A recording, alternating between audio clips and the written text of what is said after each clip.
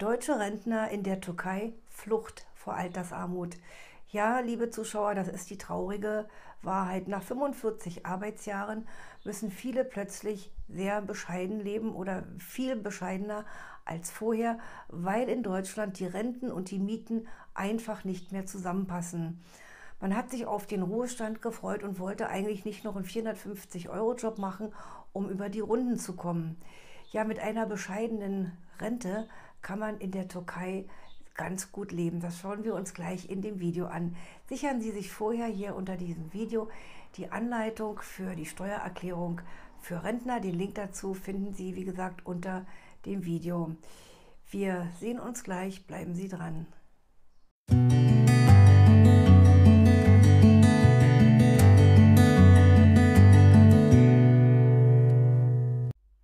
Deutsche Rentner in der Türkei, Flucht vor Altersarmut. Ja, das klingt vielleicht jetzt ein bisschen reißerisch, aber im Prinzip ist es die traurige Wahrheit. Schauen wir uns zunächst einmal die Lebenshaltungskosten in der Türkei an. Also die Türkei ist unter den Deutschen ein sehr beliebtes Auswanderungsland und viele, die ausgewandert sind, empfinden das Leben in der Türkei leichter als in Deutschland. Lebensmittelbasare sind sehr günstig, also günstiger als im Supermarkt und demzufolge genau umgekehrt wie in Deutschland. Wer auf sein eigenes Auto nicht verzichten will oder kann, der muss schon mal bei Benzin höhere Kosten einrechnen. Wenn man jetzt frisch ausgewandert ist, dann braucht man zu Beginn auch ein bisschen Geld für Gebühren, für An- und Ummeldungen und die man einfach einplanen muss oder Kosten für die Einrichtung und Haushaltsgegenstände und andere Dinge. Dafür sollte man so etwa 3.000 Euro zur Verfügung haben. Also man muss die Möbel nicht unbedingt von Deutschland mitnehmen. Die Mieten in der Türkei sind überhaupt nicht vergleichbar mit den deutschen Mieten, also sehr, sehr günstig. Ansonsten kann man als Rentner schon mit einer Rente ab 600 Euro ganz gut leben.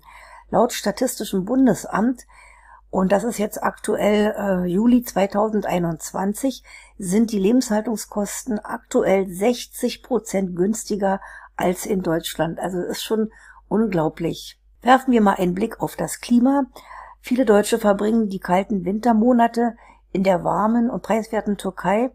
Die Sommer dort sind heiß und trocken mit Höchsttemperaturen von über 30 Grad und die Winter sind mit Höchsttemperaturen um die 15 Grad eher mild.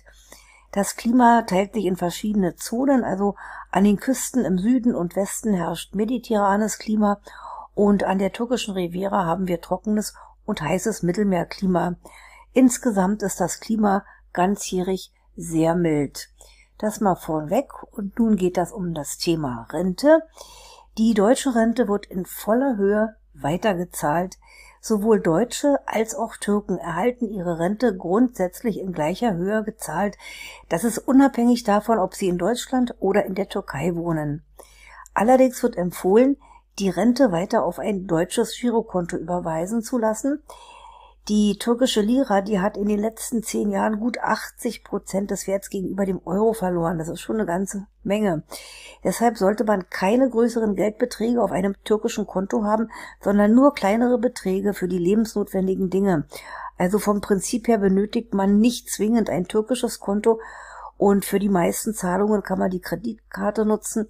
Damit kann man auch günstig Geld am Geldautomaten abheben und in den meisten Geschäften auch bezahlen.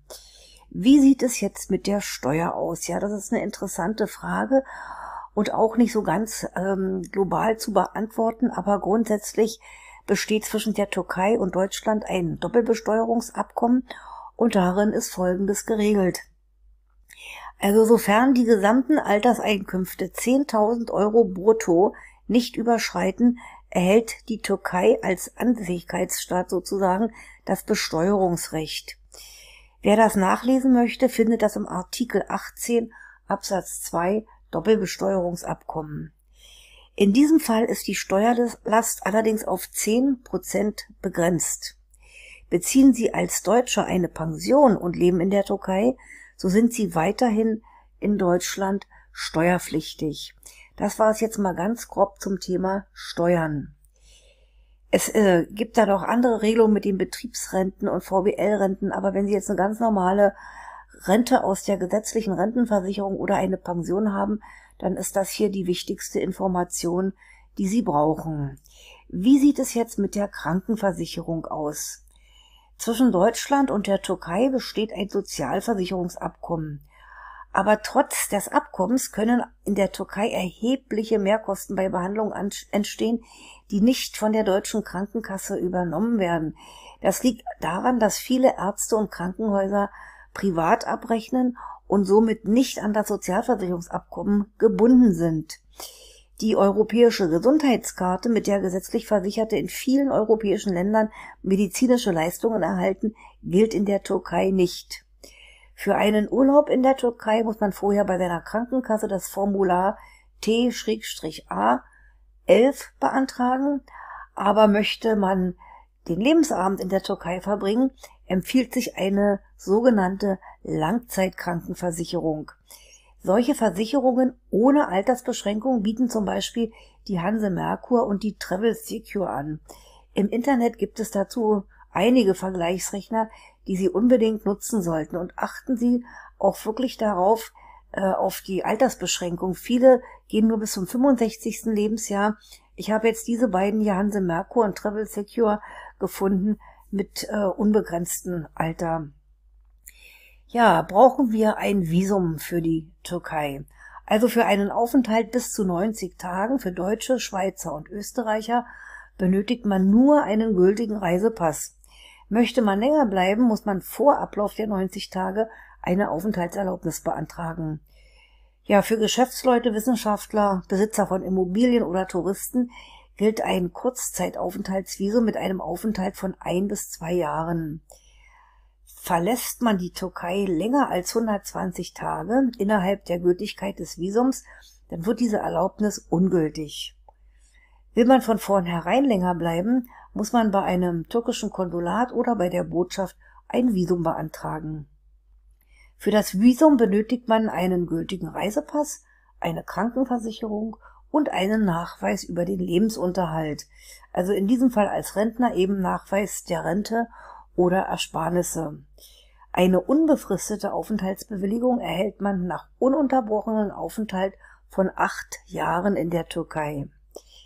Dazu benötigt man aber die Zustimmung des Innenministeriums und eines Gouverneuramts.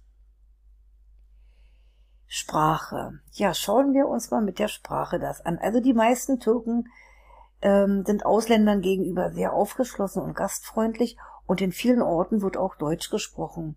Auch mit Englisch kommt man eigentlich in der Türkei ganz gut zurecht. Wer aber dauerhaft in der Türkei leben möchte, sollte auch ein wenig Türkisch lernen. Türkischkurse werden an den Volkshochschulen oder im Internet angeboten. Was sind denn jetzt nun so die beliebtesten Orte? Also die beliebtesten Ziele für ausreisewillige Rentner liegen ganz klar an der Ägäisküste, das ist das Meer zwischen Griechenland und der Türkei, und dem Mittelmeer im Süden. Viele Sonnenstunden und der mediterrane Lebensstil locken viele Rentner an. Orte wie Alanya, Antalya, Belek, Izmir und Side haben es den meisten deutschen Rentnern angetan.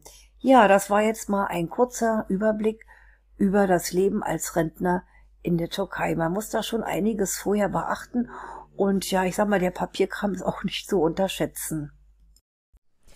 Ja, meine lieben Zuschauer, das ist die traurige Wahrheit.